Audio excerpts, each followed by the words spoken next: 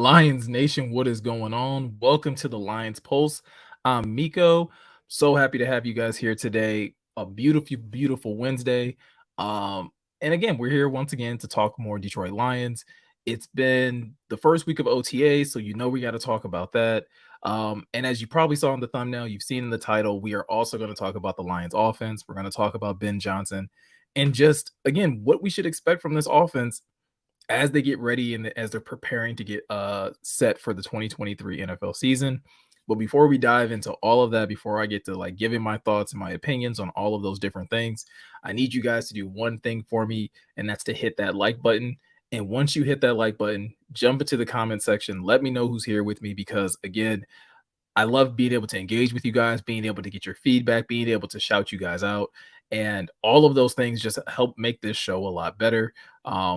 So yeah, continue to do that. Hitting the like button, hitting the notification bell, subscribing if you're new. All of those things do an amazing job of helping me and the channel. As we continue to kind of grow, we were able to hit that milestone of hitting over 200 subscribers earlier this week, and that's great. And I appreciate again all the love and the support.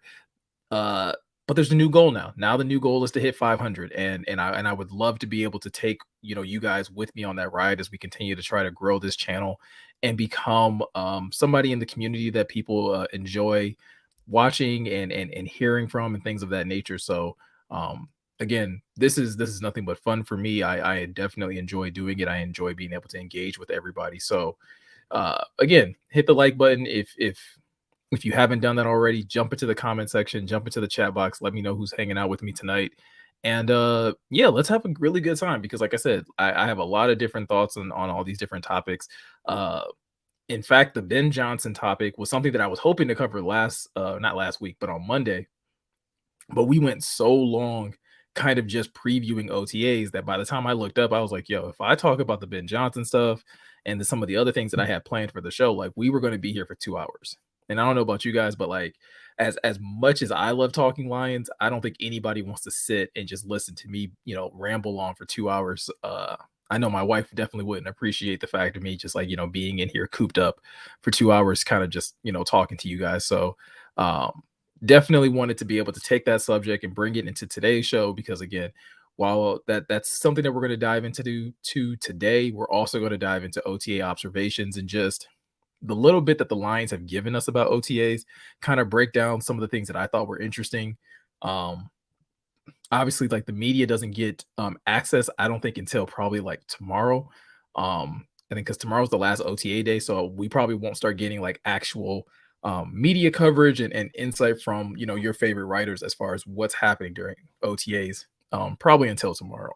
So with all that said, like I said, as you guys saw in the thumbnail, as you saw in the title, uh, I have some questions about Ben Johnson, and not necessarily like it's not me doubting whether or not Ben Johnson um, is like a one hit wonder or anything like that, but we often talk about if you went away to college or even being in high school, or we sometimes talk about it with athletes where it's like, hey, avoiding the sophomore slump, and that is kind of what the question I'm posing here with Ben Johnson, as far as asking like the question like, hey, can he run it back?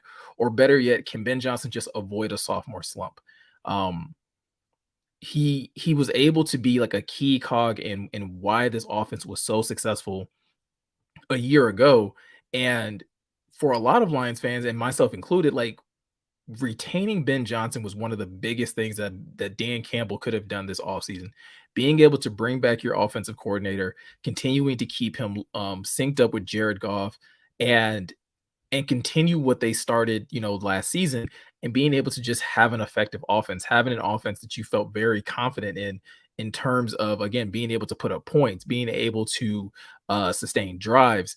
And a lot of that, like again, a lot of that credit can sometimes go to individual players, but I think when you look at the Lions offense as a whole, the thing that really separates it, the 2022 season from the 2021 season, is kind of Ben Johnson. Ben Johnson is like the common denominator where it's like, hey, he started to kind of get involved near the tail end of the 2021 season, which is when we started to see the Lions offense really take off.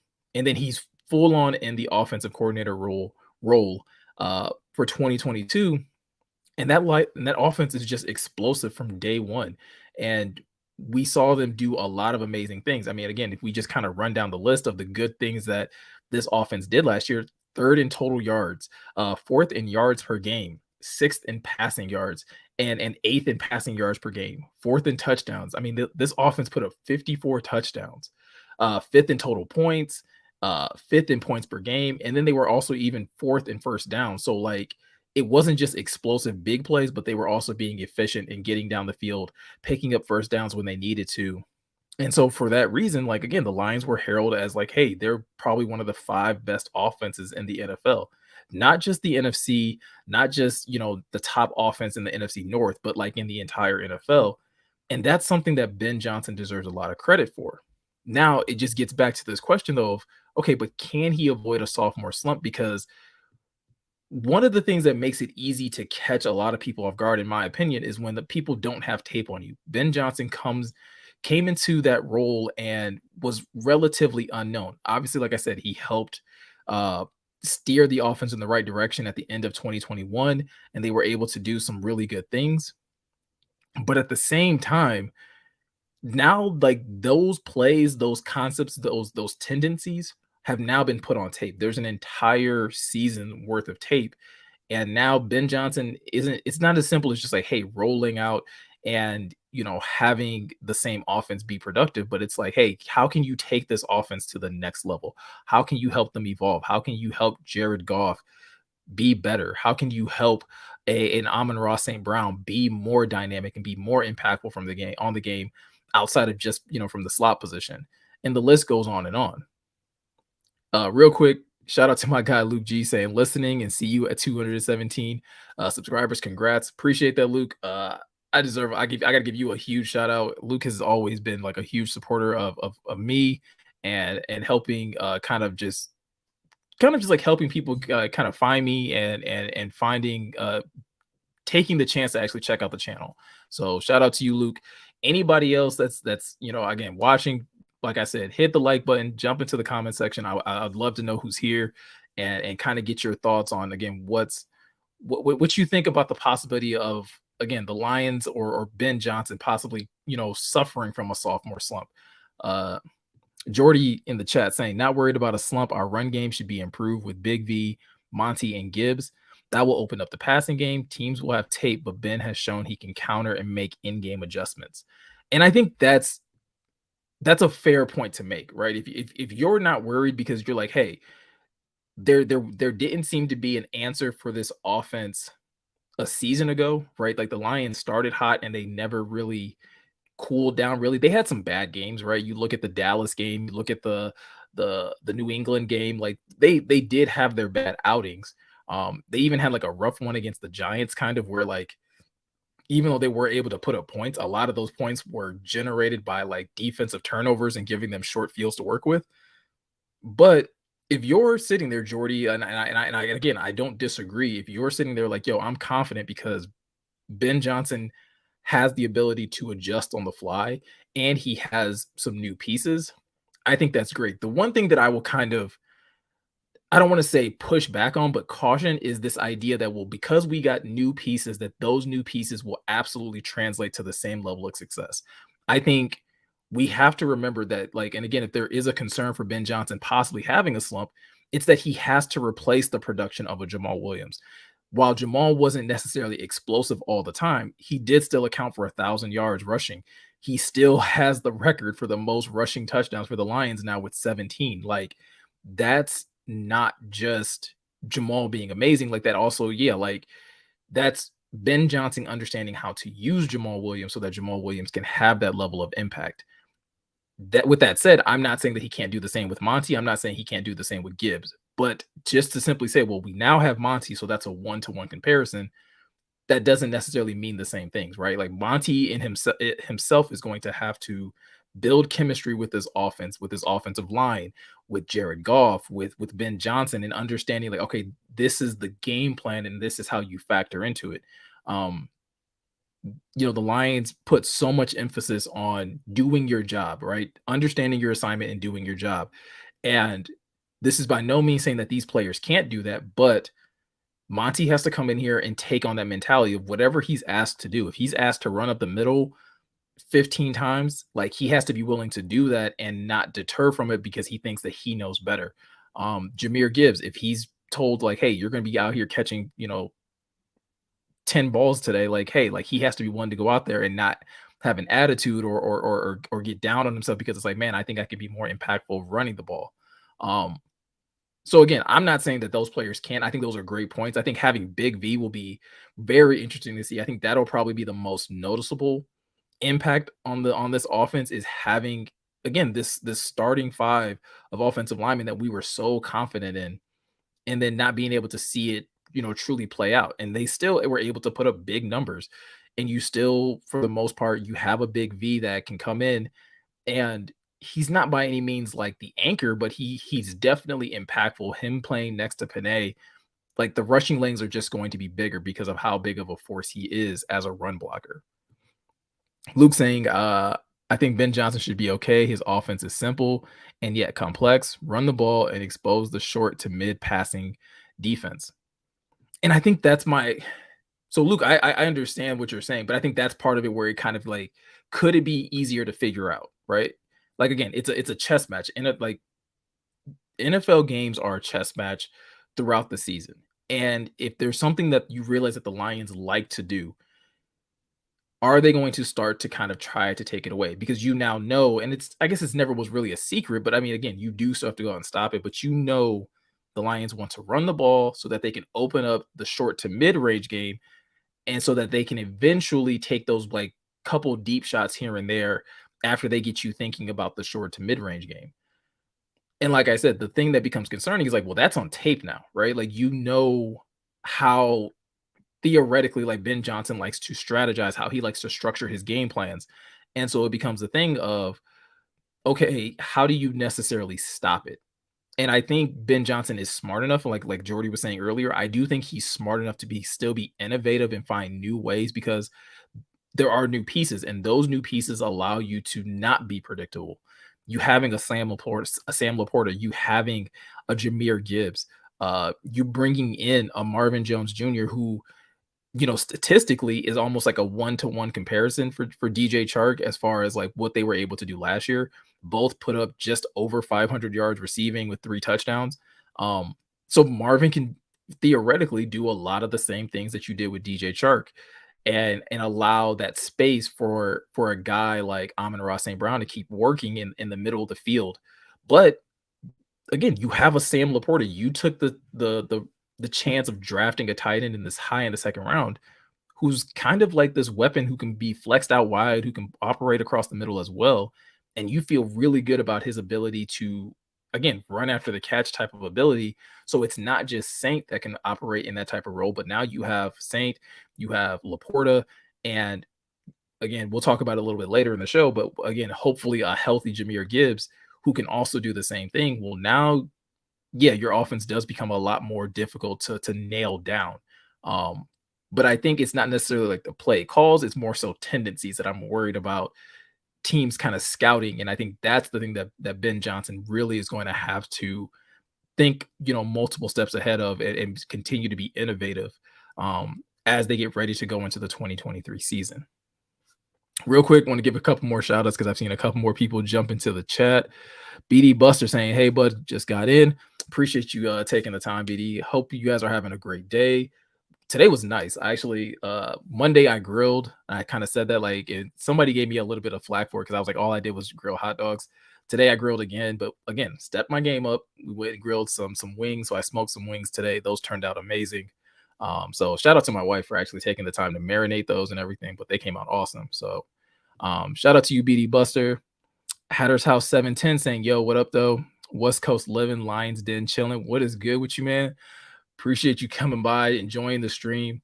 Yeah, right now we're just talking about, or I'm just rapping about, Ben Johnson. And again, the possibility that not the possibility, but him having to avoid a sophomore slump, because I do think there's enough things in favor of him to avoid a sophomore slump.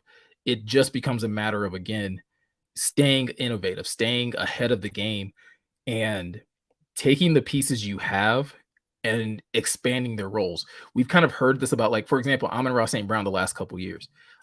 Amon-Ra has been literally like uncoverable, unguardable in the slot, and that's great. So like in one sense, it's like, well, then don't try to fix something that's not broken. But in another sense, like if he's more versatile, if there's more things he can do, like hey, put him out wide and have him run routes that allow him to, again, continue to get open and continue to be utilized in a different way, or use him as that type of decoy so that you can allow someone else like a Marvin Jones, like a Josh Reynolds, like a Jameson Williams once he gets healthy to be, utilized in the passing game in a different way because so many people are going to be focused on wherever Amon-Ra St. Brown is. And I think if you move him around instead of just keeping him in the slot, we've seen them put him in the backfield a couple times. I feel like they did that more his rookie year and not as much this past season. So I would love to see him again. I would love to see them just utilize him a little bit more as he starts to become like a true focus in this offense and somebody that defenses are really paying attention to. BD Buster saying, I just think there's some real concern with Frank Ragnow and him getting hurt this year.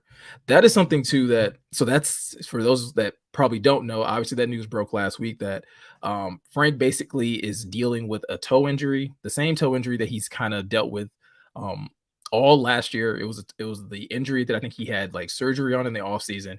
He ended up injuring it. I believe it was like the first game, so against Philly, and he kind of like battled it all season. And so now there's a little bit of concern is that like, okay, he can't get like another surgery. There's nothing that they can do surgically to kind of fix it. And so he's kind of just has to play through it.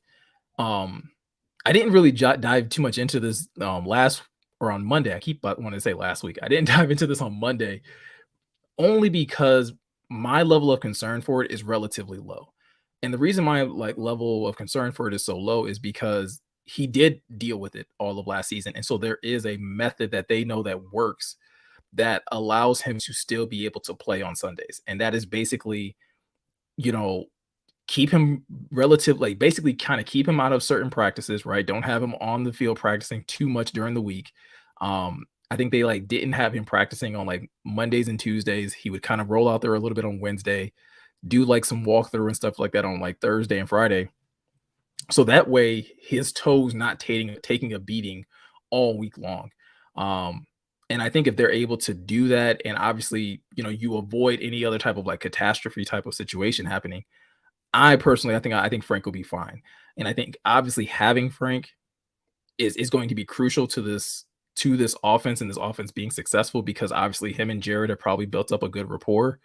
But at the same time, if something were to happen in a situation where Frank isn't available, you do have Graham. And I think this is where like the signing of a Graham Glasgow is really going to show itself valuable to this team because he can fill in admirably for Frank in that position and give Frank a game or two to kind of just like, again, rest that foot for a couple days, for a couple extra days so that he can come back the following week and be ready to contribute. Casey, what's good with you, man? Casey saying Goff's ability to go through Johnson's scheme and make quick reads to get the ball to open or mismatch players is a great combo. And I agree. I think there is only one. So I'm glad you brought that up, the quick reads and the quick throws. There is only one detriment to that process, right? And again, there's like you can you can poke holes in literally probably like any offensive scheme.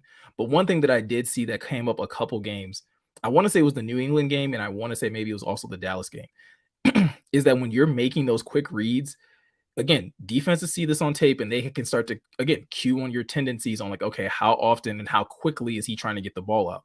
And if guys start to realize like, okay, I'm not going to get there. I'm not going to like, I haven't beat Jonah Jackson to get to the quarterback. I'm just going to stop my feet and jump up and bat down a pass. That's very easy to do with Jared Goff because again, you are running those quick pass type routes, so which are usually across the middle. You're running slants, you're running digs, you're running drag routes, things of that nature.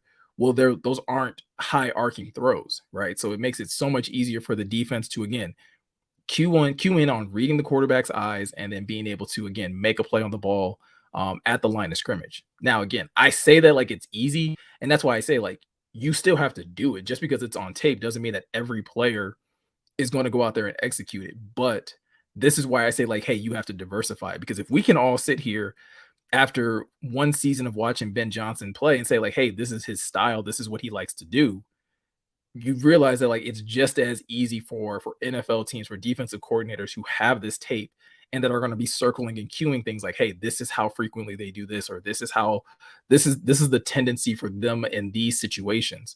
Um, so again, it's not necessarily, I don't want to say it's a concern. It's more so, like I said, uh, uh, something that I'm looking forward to seeing as far as like how is Ben Johnson going to evolve this offense, because in order for them to have a big season, um, that is something that's going to have to happen. Obviously, like the new guys are going to have to perform. Jameer Gibbs, Monty, uh, JMO when he's again available to play, Marvin, like they're going to have to execute on the field. They're going to have to make their plays. But at the same time, Ben Johnson has to continue to put them in positions to succeed. He's got to be able to allow Jared Goff to again not be so easy to pinpoint and be able to read and determine like what he's going to do on any given play. So that's all I'm really kind of saying with Ben Johnson. This is not like a panic. This is not like an, oh my God, Ben Johnson's going to have like the worst year ever in 2023. I don't think that at all. I think again, they're set up to be very successful. I love the pieces they have on offense. And Ben Johnson proved to be, again, like an offensive genius last year with some of the play calls. I know we all remember the Penei Sewell, out in the flat to get the touchdown. So it's like, and we only got to see Jameson Williams for like a small like sample size as well, which kind of is going to lead me into my next topic. But before I jump into that, I want to get a few more of your comments in. BD Buster saying the running game should be more electric this year with the additions, and that should take care of it. Now, that is something that I think if we're looking for something that could be like drastically different than a year ago, Ben Johnson said in his post end of season like press conference about like one of the things that he was kind of, I don't know, like he didn't say necessarily like disappointed or mad, but just like he felt that their running game left some plays out there. He felt that they left some yards on the field with some of their running plays. And I think with the vision that you get from a Jameer Gibbs, and if you haven't seen my like my player comp for Jameer Gibbs, definitely go check that out on the channel. But Jameer has amazing vision, and he has that ability to press against the line and to be able to see lanes very, very well. And if that translates to the NFL game, well, again, some of those, 4 to 5 yard runs can easily become 8, 9, 10 yard runs just because of good vision and good patience and the willingness to trust your offensive line and go, trust what your eyes see and trust what your offensive line is giving you. And then you look at someone like David Montgomery, who is much more adept at breaking tackles. And so, while Jamal did a lot of things really well, he did a lot of the dirty work. I would say that he did struggle more so last year in at least like breaking tackles. There were a lot of times where guys would get their hands on him, and yeah, he would chug along for a yard or two, but he's not like, again, breaking that tackle or making a guy miss, so that he can go out there and get those additional 3 to 4 yards that maybe have been available to him had he just, again, had a little more elusiveness, or a little more power to his game. So that's a good shout out to BD, that like, again, the new pieces in the running game could absolutely transform this defense by, again, maybe not being completely different, but just more explosive and having more opportunities to get those yards that weren't there before. Hatter's House saying running the ball and play action is key to everything. And that is right for this offense specifically. It's definitely the key to everything. Establishing the run, having an effective run game under Ben Johnson so that Jared Goff can do what he does best, which is play action. Like, it's not even debatable. Like, he works best when he's able to run play action, roll out of the pocket a little bit, get a little bit of space between him and the offensive line, and to be able to survey the field from that vantage point. So definitely could, see how I definitely see what you're saying in that regard. Shout out to Grit saying I'm late, but I'm here. Listen, man, that's all I can ask, that you're here. Shout out to you, Grit. Man, you and I have had some really good conversations in the comment sections of a lot of these videos, so I appreciate the support, and I really do appreciate you just engaging with so many of the videos on the channel. Broken tubing saying, so Jamal will get 17 TDs again with the Saints. No, I don't think so. I don't think, like, again, the Saints offense is necessarily geared to operate in a similar fashion. And I think that's still Alvin Kamara's offense at the end of the day. Um, my point about Jamal Williams is that, again, through the way of Ben Johnson crafting this offense, it gave Jamal way more opportunities. Um, Again, they gave him way more opportunities than I think like I necessarily would have. I don't know if Jamal necessarily needed to have 17 touchdowns, but again, it's all good. And I think, it's it'll be interesting to see what Jamal does in New Orleans. I don't know if it's going to necessarily be the same, but I don't know. They've had success in New Orleans with power backs. Uh Latavius Murray was like the most recent one that I can think of that again played alongside Alvin Kamara, but is still able to have a really successful season. Um, so yeah, switching gears from the Ben Johnson conversation. Um, One thing that I did want to talk about in kind of conjunction with the offense is the fact that we all are aware of this fact as of right now that Jameson Williams is going to miss some games, right? Due to the suspension of him placing a few bets, on team property, facility, whatever the verbiage of it is, he's going to miss those 6 games. So I think for a lot of people, we've for a number of people, there's been this level of concern of like, okay, well, what are the Lions going to do in place of JMO, right? Are they going to be okay? Is there going to be a problem at receiver? Do they need to trade for a receiver? Like all of these different thought processes have crossed people's minds. And I'm kind of more so sitting here like, could the suspension of Jameson Williams be a blessing in disguise? And I know that might sound crazy to some of you, but when I sit back and think about, again, last season, the Lions were able to put up, like, again, if you didn't catch me earlier, like this offense was able to be a top 5, top 3 offense without Jameson Williams. And with a lot of the same types of pieces that they currently have. And the beauty of when they were finally able to roll Jameson in is that teams didn't know what to expect from Jameson. Jameson was able to come in and execute whatever role that he had because Ben Johnson had already established those plays. He already kind of knew exactly how he was going to utilize Jameson Williams. That when he was finally available, it was like instant, right? You could instantly see the type of impact that he was going to have on this offense.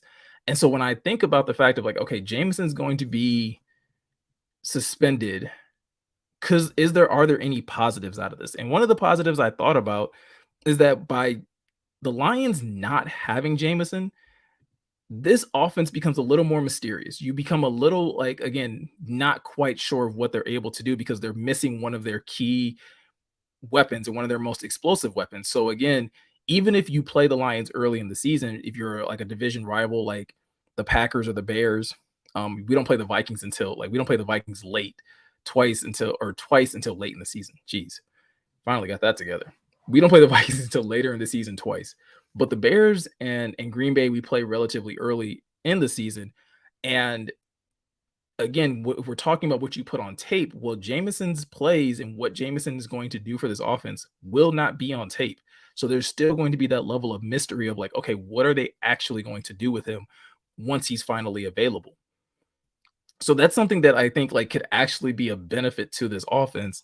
And when looking at, okay, he's going to be out, but at least we know that like, hey, whatever we see offensively, there's more to it than that.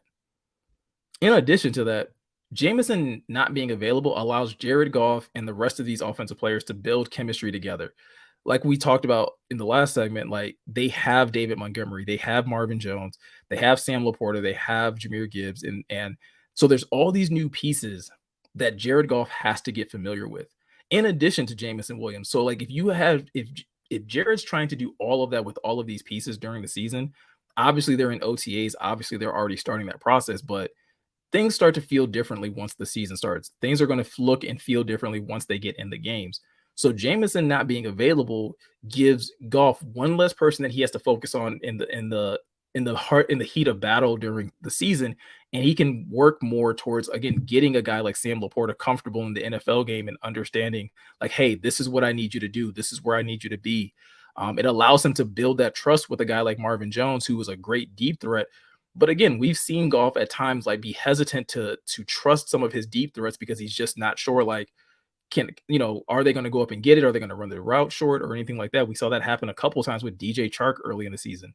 So the more that him and Marvin Jones can get to work together, they can build that trust of like, you know what, I can trust Marvin to fight for this ball in the air. That's even better. Again, understanding and being able to coach up a guy like Jahmyr Gibbs and trying to, again, same with Sam Laporta, letting him know like, hey, this is where I need you. This is a perfect time to sit down, sit a route down, and do this or that. Um, and that's just kind of like, I think that's a huge benefit that we're not considering, seeing as, again, this offense was already functioning very well, but there are new pieces that are going to need a little bit more TLC. They're going to need a little more time to gel. And again, not having a Jameson Williams there is one less mouth to feed. There's one less mouth that you have to focus on. And Jameson's still there during OTA, so he's getting that work now, anyways. But these guys will just get additional work during those first 6 weeks that he's out. And finally, like the biggest benefit that I think that you're probably going to get of having a Jameson Williams out is that Jameson is going to have so much to prove, right? He missed so much of last season because he was hurt. And that obviously like didn't sit well with him. He really wanted to play. We heard about him carrying a football around all throughout OTAs and just kind of being that guy that was just constantly hanging around the team and wanting to be involved. Well, now you don't get to play again because of a decision you made. And whether you're that person or not, but like I'm sure JMO has heard the chatter that he's a problem, that he's immature, that there's this, that there's that he's a bust, all of these things. Well, now all you're doing is fueling that fire. He has more incentive, even more incentive to get on the field and showcase that he's not any of those things. And so, while again, I would much rather have him playing week 1 and have him out there against Oklahoma or against Kansas City. I was about to say Oklahoma City. I don't know why, but have him out against Kansas City would be great, and it would make for even an even better matchup if he was available. But again, there are silver linings. I know Luke's in the chat disagreeing with me, saying no, it's not a blessing at all. And I disagree. I do think there is things that you can get out of this that are actually going to be beneficial for other people. Grit, like saying the same thing, right? Opportunity for someone else to step up. Whether again, it's a Sam Laporta, whether it's a Jahmyr Gibbs, whether it's a Josh Reynolds, whether it's an Antoine Green, who was a 7th round pick, who now gets an opportunity to kind of show what he has. There's just more opportunities available to everybody, just from the simple fact that JMO has to miss some games. Real quick, shout out to my guy Super Saiyan Lion saying, "What up, Luke G? What up, Miko? Appreciate you, Super Saiyan Lion, always coming through. Lions Fan Express in the building saying, what up, though? What else we got here? What do you guys feel about the fact that Jameson Williams missing the games could be a benefit? BD Bush and I agree. I'm comfortable with the offense. It's the kicker position and the nose I'm worried about. Yeah, kicker and nose tackle are two positions. Actually, not so much kick, or it's not so much nose tackle for me. I like what we have at nose tackle. It's definitely like wishful thinking. I'm definitely going to be sitting there just like, keeping an eye on a guy like Broderick Martin, keeping an eye on a guy like Isaiah Buggs. But those two guys played their roles very well last season, or Isaiah Buggs played his role very well last season. And so I like what Broderick Martin has physically, that if you guys caught the video last week, I think it was Motor City Thanos asked the question of like, which defensive rookie did I think could have a big season? And I couldn't say Jack Campbell. And I picked Broderick Martin. And it's really just based off the fact that I think Broderick Martin will actually be able to get on the field and he'll have more opportunities to make an impact. It probably won't show up in the stat sheet because he's a nose tackle, but there's going to be opportunities there for him to really kind of show up and show out as far as in run defense. Grit saying the trade Jamo camp is going to look really stupid in his first home game. Listen, I'm of the same belief. Like this idea, and Luke and I go back and forth on this one where he says wide receivers come a dime a dozen. True, but not good ones. Like there's a lot of bad wide receivers that are drafted every year. So this idea that like you can just find another Jameson Williams, or you can find somebody that does what he's doing and what he's capable of doing, I just don't believe. I don't buy it. If he was, put it this way, if JMO was like that stereotypical, like short, quick that short, fast wide receiver, I would agree with you wholeheartedly, Luke. I'd be like, you know what? Yeah, you can find that guy anywhere because every time there's a guy that comes into the draft that's like 5'10, but runs a 4.2, everybody thinks they can turn that guy into Tyreek Hill. And that's just never been the case. Um, JMO actually has size on him. He's not obviously not mass, but he has height. He has the ability to run all of these different routes. And we did see him on the field. And you can't lie and say that when you saw him on the field, that's legit speed. And that's legit speed that you only see from guys like Tyreek Hill, like a Jalen Waddle. So again, I'm excited about the possibilities of what can happen while JMO is out, but I'm also obviously like the rest of you, highly anticipating his return. D Williams in the building. What up, though? D? Um, Luke saying if Lions continue to succeed without JMO, we have to ask, did we need him? Yes, because again, what he does, they are not able to do without him. They're just not. There's no one that takes the top off the defense like he does, in the sense of like Jared Goff could literally drop back in a 3 to 5 step drop, and Jamos can beat coverage. Anything else, any other deep shot that you're getting has to come off play action, and that had to be built off of the run being very successful early in that game. Jamo is an electric factor that again he doesn't need like a setup like that. He can beat coverage on his own. Um, it just becomes a matter of again him building that trust with Goff and being able to do the things um, that this offense needs him to do. Rob Curley saying if Martin can hold the point of attack, the Lions D will be in business. And that's the one thing I think he'll be able to do really well if we're talking about Broderick Barton on the defensive side of the football. As a nose tackle, like he's just so large of a human being. And obviously, you have to teach him how to anchor in the NFL. You have to be able to teach him how to, distribute his weight well, how to get better hand placement. There are things that he's going to have to do to get better in that respect. But I think just again, looking at what he does, what he has physically, his physical traits, I'm very optimistic about what he can be in the NFL. Rob Crowley also saying another guy who will benefit is Antoine Green. Again, I think Antoine Green has a lot of opportunity. Again, did a comparison video or a pros and cons video of his skill set as well, and he comps really well to Marvin Jones. So, what better person to learn from and understand how to play the wide receiver position than a guy who does and plays the position very similar to you?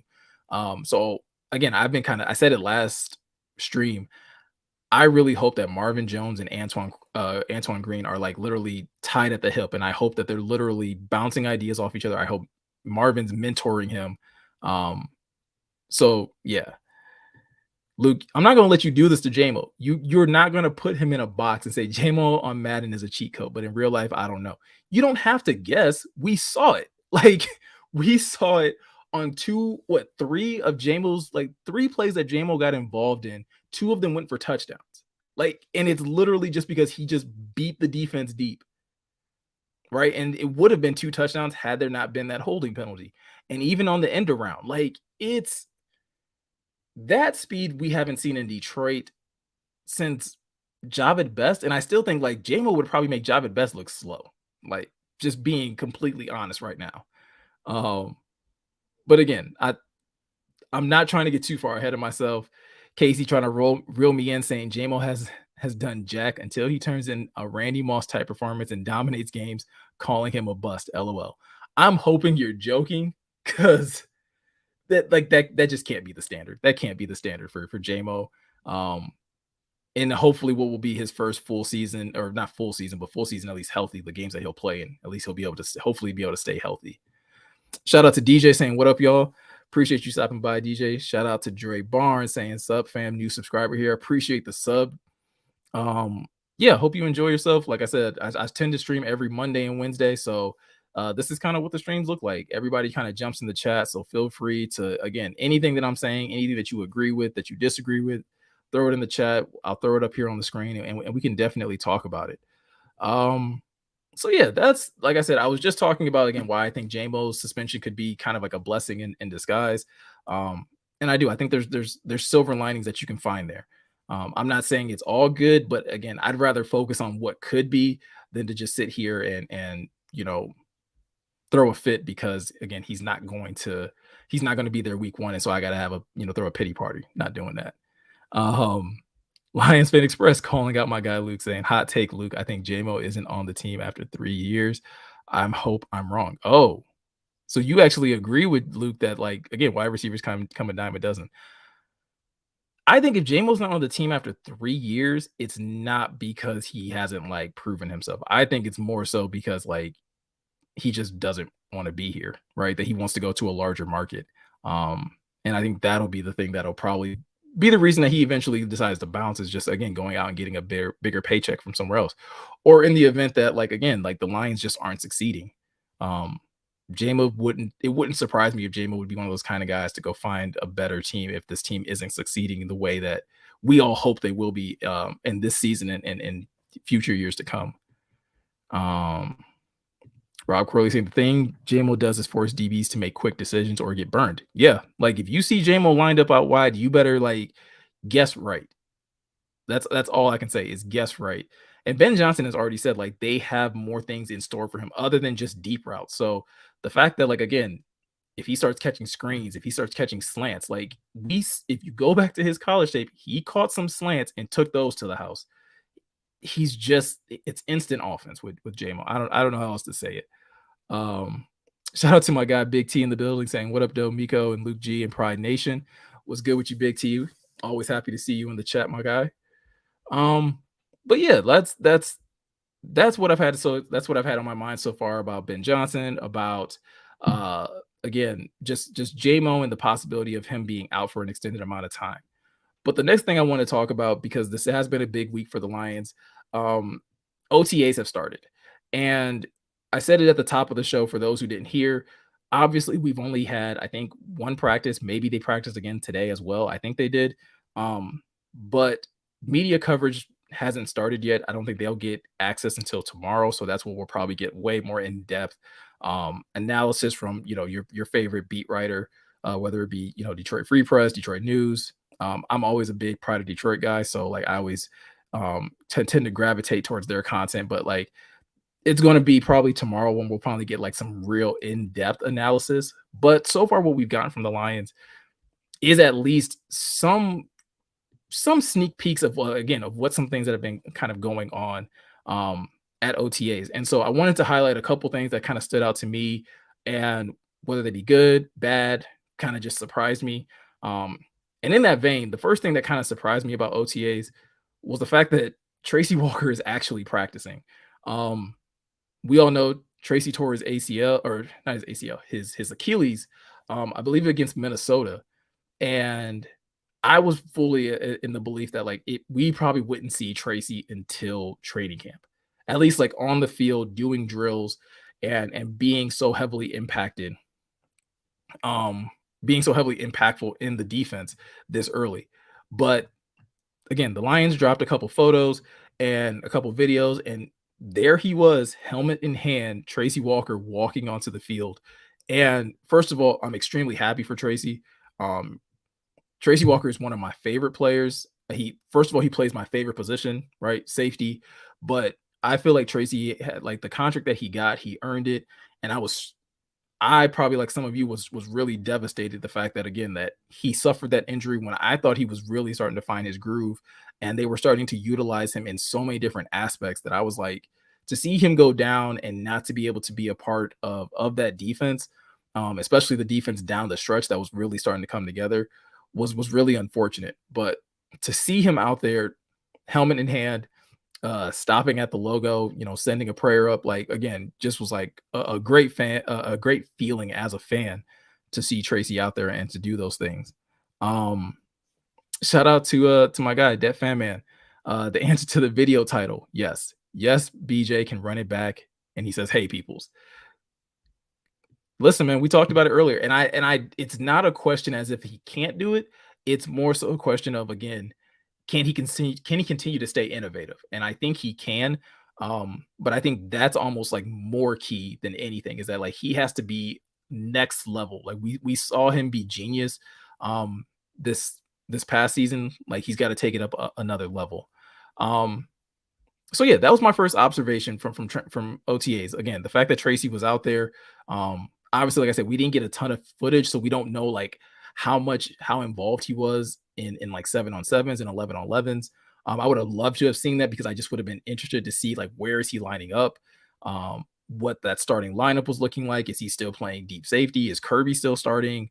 Like where are people kind of going? As far as in that secondary. So that was kind of a question mark right there for me, but it's like I said, it was good to see him. I posed that question on Monday. It was just like, will we see Tracy Walker? Got that answer literally the next day that yeah, he's out there, and he's ready to practice. So again, that could be nothing but great things for this defense because it gives you another high quality safety that you can roll out into the back end of your defense. Um, Casey saying, I'm excited to see a healthy Josh Pascal and how Emmanuel Mosley can recover from his injury. Yeah, Emmanuel Mosley is recovering from an ACL. Again, I don't think he was out there on the field. There's a lot of like from what I've heard or what people have speculated, he probably won't be back on the field until training camp. We saw how slow the Lions took it with Jameson when he was dealing with his ACL injury. We saw how slow they're going to take it with Hendon Hooker. I don't think it'll be nearly as slow as those two with Emmanuel Mosley, but I think by training camp is when we'll really start to see him. And that'll be good because again, like the competition between him and Jerry Jacobs is going to be something that's very interesting. If you follow Jerry on Twitter, he is taking any type of slight of him not being a starter very personally, which can only mean good things, I think, for this defense. When you have guys that are that hungry and that are ready to really battle it out, um, come the season. Uh, Grit saying the problem with our safeties is we can't have them all on the field at the same time. Who do you sit? And that's my question. I don't know. Um, I have a theory that I'm going to get to maybe a little bit later because one of these other things that stood out to me in OTAs gives me just a feeling that this could be a route that the Lions could go in, just because there were two players that were on the field at the same time, and I found that very interesting.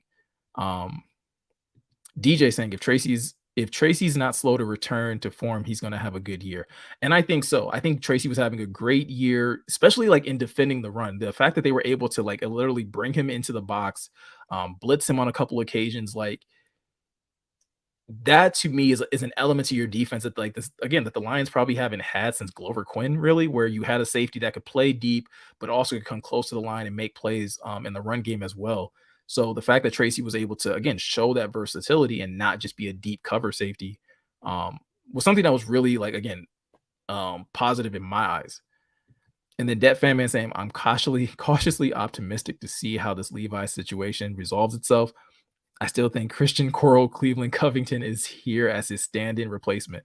Listen, if Levi's not ready to go, if Levi suffers any more setbacks, if he suffers another injury, I don't have a way to argue with you, right? I know they like Levi. They obviously drafted him very high. They have high expectations for him as far as being able to be a part of this defense. And to be another one of those versatile defensive linemen that can play tackle, that can probably, go out wide and play edge and run situations. But the unfortunate thing with Levi is just that he hasn't been able to stay healthy. And so that's going to be the biggest thing in my eyes for him when it comes into this upcoming season. So back into my OTA observation. So we talked about Tracy Walker practicing. That was a beautiful sign, and it's a great sign for this defense as the season kind of starts up.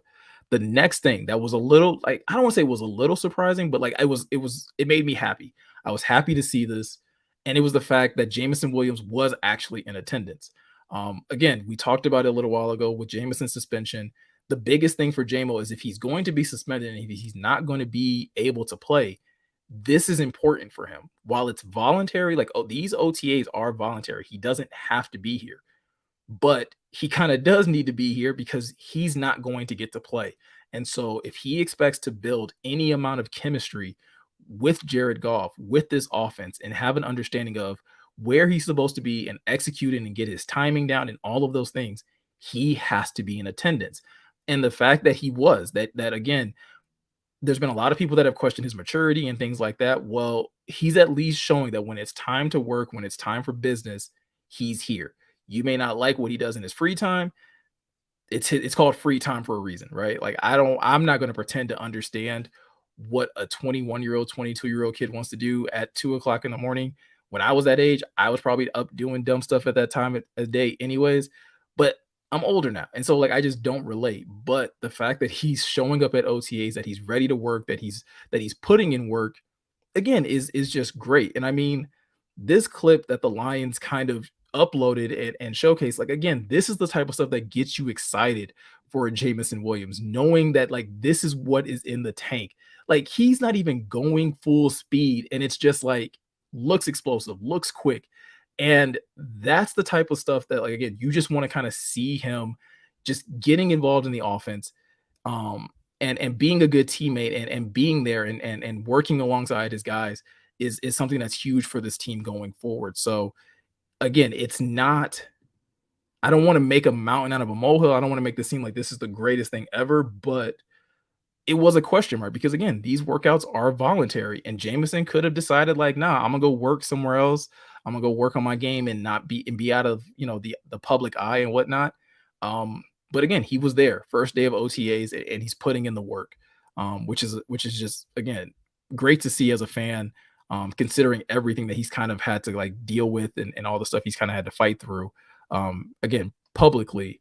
Um, Grit saying, I'm not surprised. JMO loves the game. The suspension is going to drive him crazy. A hungry lion waiting to pounce. And let's just say, I hope so, right? BD Buster saying, I love our PR department. I do too. The fact that like somebody asked for this and they got it.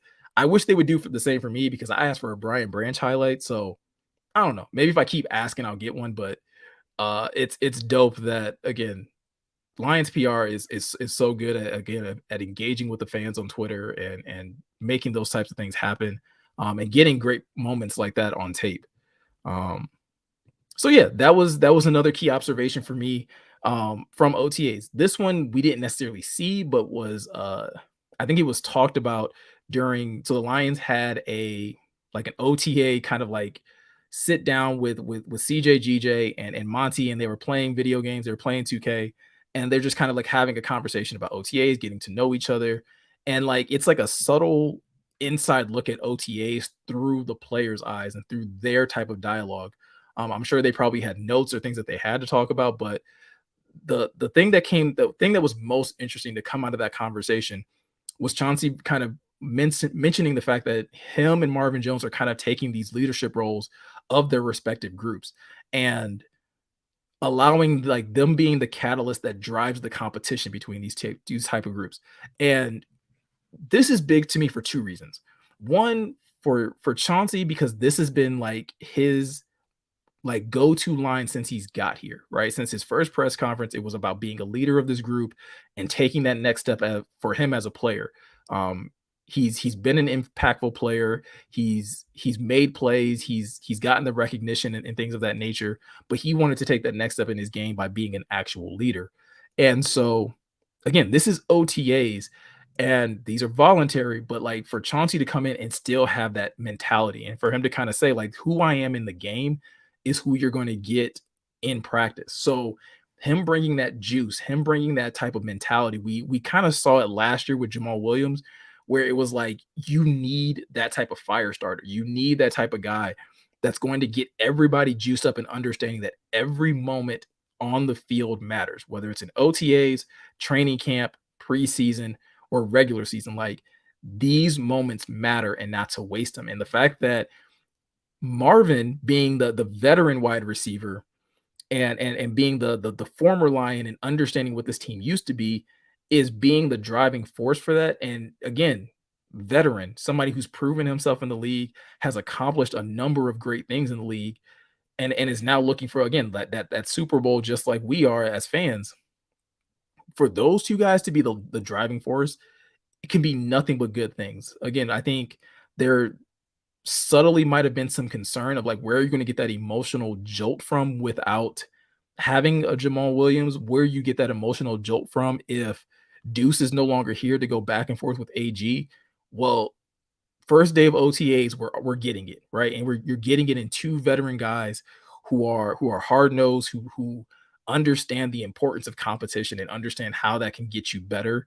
I couldn't be any happier than to hear this again in OTAs, where again you can't even there's no contact, so you're not allowed to like tackle, you're not allowed to hit. But again, allowing there to be this fierce competition of talking, jawing at each other, and letting guys know, yeah, this is voluntary. These are just kind of workouts, but you need to come ready to be.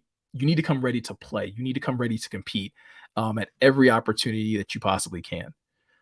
So again, that had me super excited. Again, hearing that coming out of OTAs, it's such a good thing to hear and to know is happening. Again, with this team as they kind of get ready for the season. Real quick, let me catch up on a couple comments because I know a couple things came in here that I might not have seen. Casey saying, JMO, St. Brown, Marvin Jones, bunch formation. How can you defend? You pray. That's how you defend that, right? You defensive pass interference, holding, tripping. I don't know. You you do something illegal so that you just don't have to give up the touchdown. That's how you kind of fix that whole thing. Uh Big T saying Jame will be all right, in my opinion. We just know he'll be ready. He'll be ready. He's blessed to one heel even more. Oh, he's blessed to one heel even more, two study golf and Ben Johnson, and three be unleashed week 7 with a TD and 100 something yards. I would love nothing more. Like this is a guy, and we don't talk about this much, but like this is something where like I would love to see Jared Goff again with these young guys get their confidence going early, right? So with a Jameer Gibbs, with a Sam Laporta, once you get JMO in there, helping these guys really find their confidence and their swagger in the NFL so that they can go out there and they can play free and not feel like they have to press, but to actually be able to like know that like, okay, I can make these things happen. And then Grit saying, I guess in response to me again, pointing out CJ, GJ, and Marvin being the two guys leading the charge, like, yo, right dudes for the job. And I couldn't agree more. Again, this is the thing that you want to see. Marvin being that veteran, and he's not just the veteran that's like, hey, this is how you manage your money or this is how you stay out of trouble. Like, no, this is how you compete. This is how you be a dog on the field. That's again, I love to see that. BD Buster saying he's also said he's never been on a team that works so hard and no ego. And agreed. Like again, these are messages, these are mantras that we've heard preached, about Dan Campbell since day one. But every time you get a new player in the building, every time you get a new face who have come from winning organizations, who have come from good places, singing the praises of this culture and of this coaching staff and of these players, it should only like energize you and help you feel a little more confident in what this team is able to accomplish this upcoming season.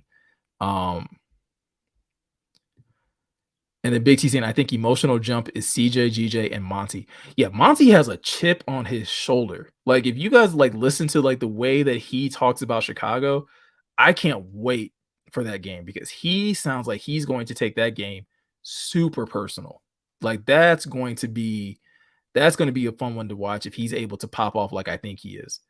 And shout out to the name Huggy Bear. I like that. That's that's clever. With the weapons Goff has, I can easily see him having 4,500 yards, 41 touchdowns, 8 interception type of season.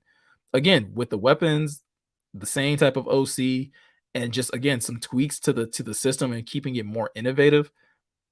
I don't see why that couldn't happen, right? As long as again this team continues to develop, this offensive line stays healthy. There are small caveats that obviously have big impact, but yes, if everything is running smoothly, there's no reason why Jared Goff shouldn't have a season like that. And if he doesn't have that type of season, I'm going to assume it's because the running game just took off, and it's one of those things where like Jameer Gibbs and Monty are just explosive every single game, and they're kind of the driving force for this offense. All right, so another observation that I made from OTAs, and this was like subtle. This highlight that I'm about to show you guys isn't even focused on this player, but I peeped it out when I was watching, and I was like, that's an interesting pairing that these two guys are on the field at the same time when they play somewhat similar positions. And it's the fact that Brian Branch was on the field at the exact same time as CJ GJ. Both guys who Chauncey's been kind of pegged in the nickel role since he's gotten here. And then Brian Branch, who played primarily nickel at Alabama, is someone that we all thought like, well, that's who will be his understudy. Like Brian will, BB will get a chance to learn from CJ GJ, and that'll help his development quicker. Um, but in this clip that that the Lions uploaded, this clip is really to highlight David Montgomery.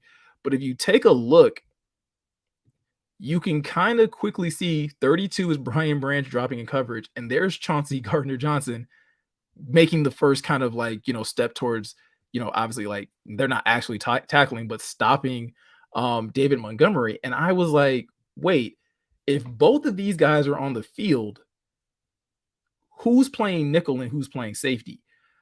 I tend to think that because Chauncey's a little bit closer to the line of scrimmage, that he was playing the nickel in this situation, and Brian Branch was playing some form of safety on the opposite side. But when we talk about, like, again, it was mentioned earlier in the stream of like, hey, the Lions have so many safeties. Who do you start in these situations? The one theory that I've had since they've kind of drafted Brian Branch is, what if they decide to go one linebacker, and what would that be, like, what, like 8 or 6 DBs instead, and you have a guy like Brian Branch or Chauncey Gardner Johnson play that other uh defensive back position, so that you don't have to worry about matching up a guy like Alex Anzalone in man coverage against a tight end. Or even if you don't want to match up Jack Campbell in man coverage and you want to have Jack spy, or you want to have Jack just drop in zone, but you want to go man everywhere else with your defensive backs, well, you can do that because you have so many athletic safeties. And a play like this kind of showcases, like, well, this is kind of how it could be lined up. Obviously, we don't know where the outside corner is. I guess to that extent, I guess Chauncey could also be playing outside corner, and Brian Branch is playing nickel in this situation. I think another thing to kind of keep in mind, this is these are OTAs, right? So the matchups, the lineups aren't necessarily like, set in stone, right? Some of these are just, again, matchup looks, just trying to give different groups different looks. And this also kind of goes back to what I was saying earlier about, while we do see Tracy Walker going out there with his helmet, and we knowing that he took part in OTAs, we don't know if he took part in like 11 on 11 or 7 on 7s. And so maybe he's doing all the positional drill stuff, but they're keeping him out of these types of plays. And in these plays, they're rolling out Brian Branch to take those snaps. But that was something that really kind of stood out to me, because I was like, yo, like, of all the defensive backs that I expected to see on the field at the same time, this was a pairing that I didn't expect to see. I did not expect to see Brian Branch and Chauncey Gardner Johnson, again, on the field at the same time. Shout out to JT's massive purpose, saying, love the new channel, great stuff. Appreciate it, JT. Appreciate you coming by. I see there's 22 of you guys. I'm like terrible at this, but yo, if you guys haven't hit that like button, please do that. That helps this channel out so much. Again, as I continue to try and grow things, your guys' engagement, whether it's through comments, through liking the videos, through subscribing, all of those things help the channel out so much. So again, if you guys wouldn't mind doing that for me, I would greatly appreciate it. But enough of the self-promotion stuff. Let me get to my last observation from OTAs. And unfortunately, we're gonna have to end the observations on a negative note. I hate that I had to do this. It wasn't intentional. I wasn't trying to be like this toxic fan. I promise you guys, I was not trying to do this. If anything, if you want to blame anybody for what I'm about to say, you can blame Jeremy Reisman at Pride of Detroit, because he stoked this fire. And I, being the innocent Lions fan, just so happened to stumble upon this and kind of provided a level of clarity to what he was speculating. And that being that from OTAs, it looks like Jahmyr Gibbs is still hurt. And that's not what any of us want to hear. And for those of you that were very anti Jahmyr Gibbs in the first round at 12, this is something that's probably, again, you're probably taking some form of a victory lap. I would have recommended that you don't, but it's not something that you want to see. Again, going through the photos that the Lions posted, there was one clear admission, right? There was no photos of Jahmyr Gibbs at all. There wasn't anything of him in the video that they posted where guys were walking out. And to be fair, a lot of us probably assumed that there were people that assumed, like, well, maybe they just didn't get a photo of him. There's so many players, they can't get a photo of everybody. that being the case. And so again, I did not do this on purpose. I was literally just I was on Twitter and I was watching this clip back because they had posted this clip of Jack Campbell making a play in their position drills. And when I was watching it, I just so happened to notice that in the background of this video is your 12th overall pick in just a jersey. No helmet in hand, no football pants. And basically, this is the clearest sign that you're going to get that Jahmyr Gibbs was not practicing yesterday. And this is a little bit concerning because obviously, like coming out of rookie mini camp, we heard that Jahmyr Gibbs had suffered an injury. They downplayed it, said it wasn't that serious. And again, I kind of took it at face value, like, okay, maybe it's not, and it's only rookie mini camp. No reason to have him aggravate, the injury any further. Brian Branch also supposedly suffered an injury, and obviously we just saw in the clip that he was out there participating in OTAs. So I was definitely the mindset like, okay, Jahmyr Gibbs should be fine. Come OTAs, he should be raring to go and be able to participate and play somehow. And then I saw this, and I was just like, well, that's unfortunate. That's disappointing. That's not what you want to see this early in the season. Now, I think from what I remember hearing, this is an ankle injury that he's dealing with. So the first thing that comes to mind to me is that he probably sprained his ankle. And then if that's the case, obviously you can't have him on the field putting any more additional strain on that ankle. It makes way more sense to have him sit out as long as he possibly needs so that ankle can get completely healed. Because these are OTAs, these are voluntary. There's no need to put extra strain on the body when you have training camp in about another month or so. And you can have him there for that, and he can actually fully participate and do everything you need him to do. But yeah, like that was not a great observation. Obviously, it's not something I wanted to see, but it kind of happened.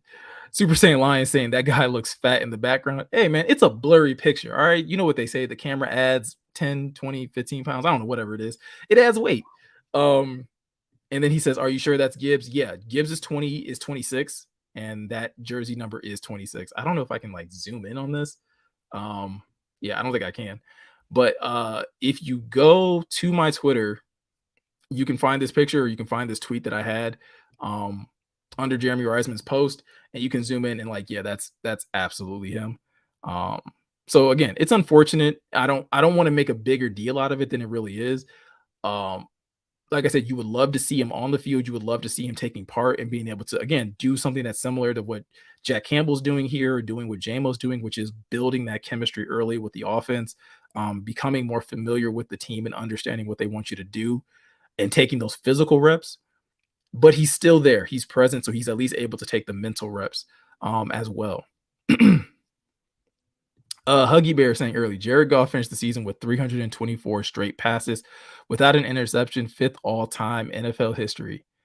My question to you is, where do you see him eventually finishing on this list?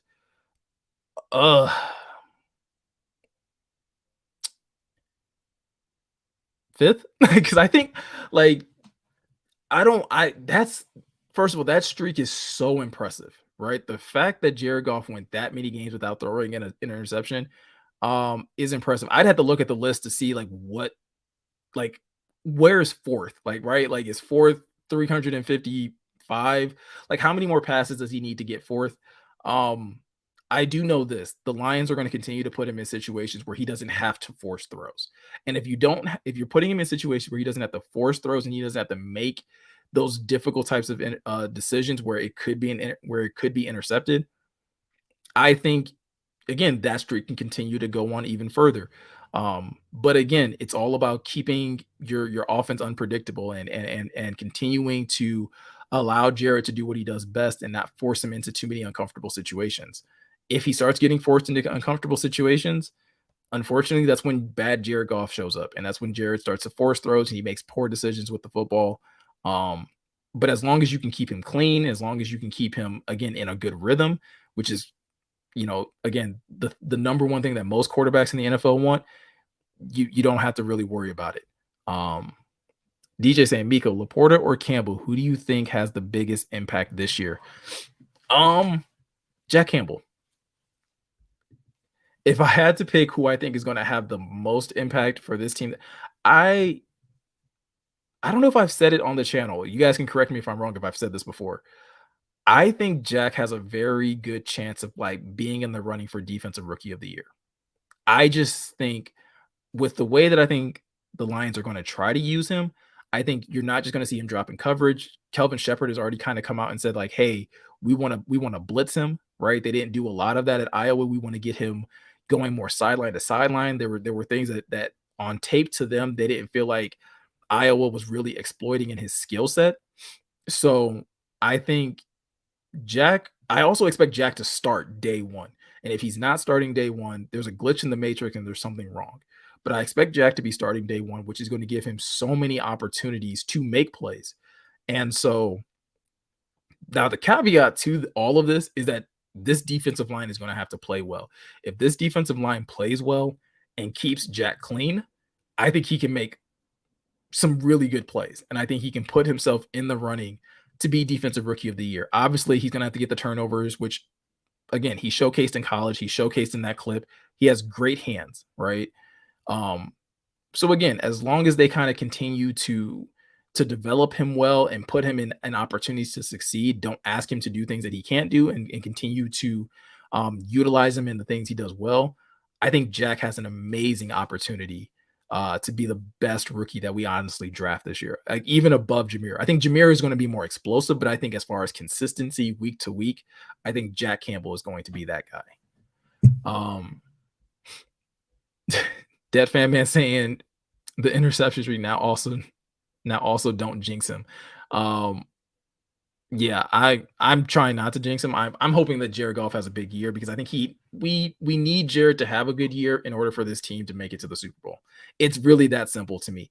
If Jared regresses, I almost feel like even in the slightest, this team is going to struggle mightily and they're not going to be able to accomplish the things that they want to. Um, Jay Mommy in the chat saying, with the offensive line and the group of receivers and tight ends, I could also see Goff moving up a few spots. And I do too. I think there was a post recently on Twitter that Jared Goff has like the most wins in like a 6-year span, or like is third in most wins in a 6-year span, only behind like Patrick Mahomes and I cannot remember who the other person, but Jared Goff is on the list, and like Patrick Mahomes and one other person is on that list.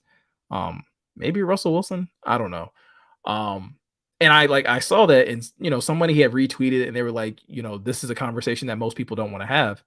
And I replied back like, well, it's an easy conversation to have when you consider that most of those wins came in LA. Um, I think Jared has the opportunity to actually get like a double-digit win season here in Detroit. They have the offensive pieces. They've added some things to defense. The NFC North is wide open, and while they have some tough matchups on their schedule, it's also very plausible to see double-digit wins in the Lions' future. Um, Again, if he's able to play well and if he's able to be consistent. DJ saying, I really think Antoine Green is going to play a decent role in the first half of the season. He's pretty tall, 6'2". He's got good hands. Um, and JG likes bigger receivers. This is true, right? And that's why I said, like earlier, Antoine Green has a lot of skill sets that are very similar to Marvin Jones. So, in theory, again, if Antoine is developing accordingly, if he's again being pushed and he's going to be going up against a pretty good secondary, some veteran guys, if he develops at a really good pace, you could see him utilized in a very similar role as DJ Chark was last year, or in the same role that I think Marvin Jones is going to be used at um, this year. So I would love to see Antoine Green kind of come out of this wide receiver group. And I'll say this to you guys, and I don't know, maybe this might get me banned from like Lions fandom. I'm just kind of tired of seeing Tom Kennedy like stick around. Like, there's no shade whatsoever to Tom Kennedy, but it's like, anybody else feel like it's Zach Zenner all over again, where it's like, yeah, like he can make a play or two. He's gonna make like the preseason really exciting when he's in, but you're not gonna quite get with like that same level of production when the season starts.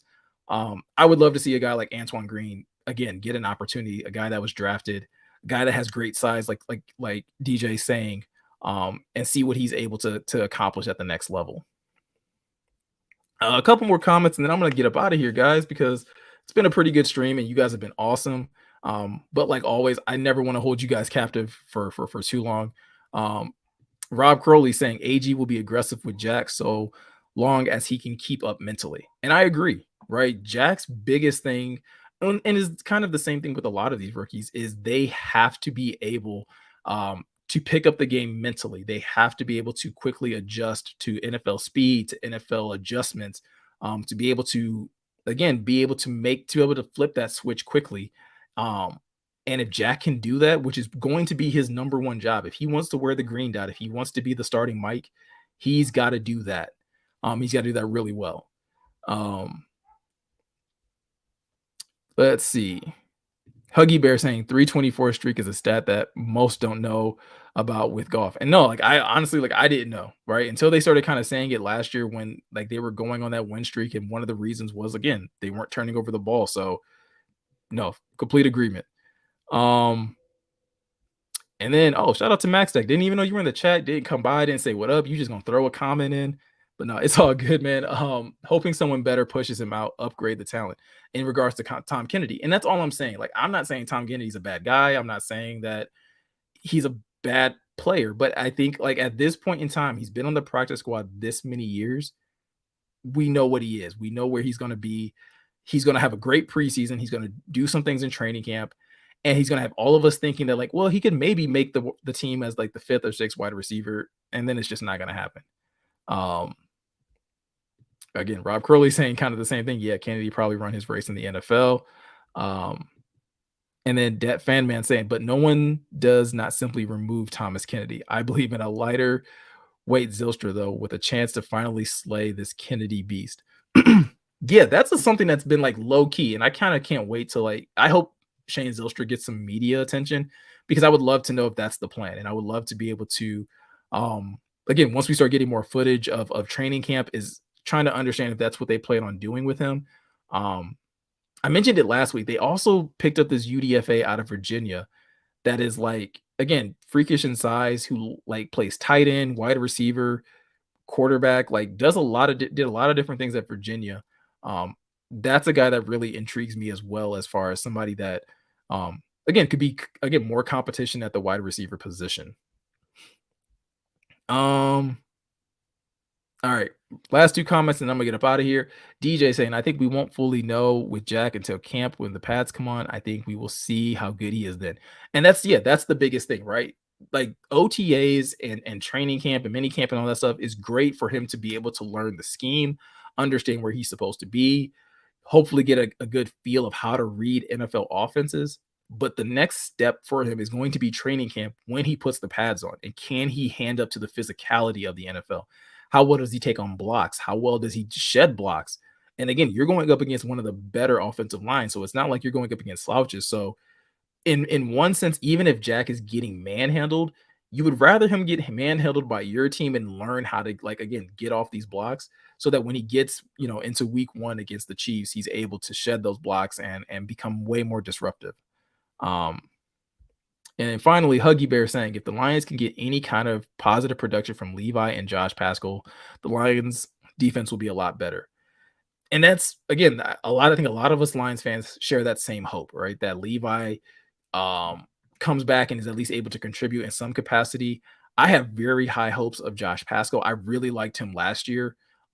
Josh Pascal just, to me, seems like that type of defensive, tackle that will eventually, or defensive tackle that will eventually like have a leadership type of role on this team. He just looks like somebody, and it was just like a vibe that I got off of him, that like, yo, that's a guy that could really start to take command of this defense in a couple years, especially like, again, I was looking ahead to like when Michael Brockers finally moved on. And now they're at that point. So again, it's going to be interesting to see who takes command of that defensive line group, because again, a lot of those guys are young. I think Isaiah Buggs is obviously the veteran. So it's going to be interesting to see who kind of takes the lead in that room. And you have these young guys have a lot of opportunities to do that. So, yo, I appreciate you guys hanging out. We had, I think, at least up to like 23 people in the stream today. I appreciate you all coming by, like always. Like I said earlier in the show, if you haven't hit the like button, please do that on your way out. Make sure to hit that notification bell so that way you will never miss when I go live. And like I said, I go live every Monday and every Wednesday, usually at 6 p.m. If I'm not going live at 6 p.m., I will obviously let you guys know via social media if something's coming up or something like that. But again, hit the like button, hit the notification bell, subscribe if you're new, share this channel with somebody that is also a Lions fan.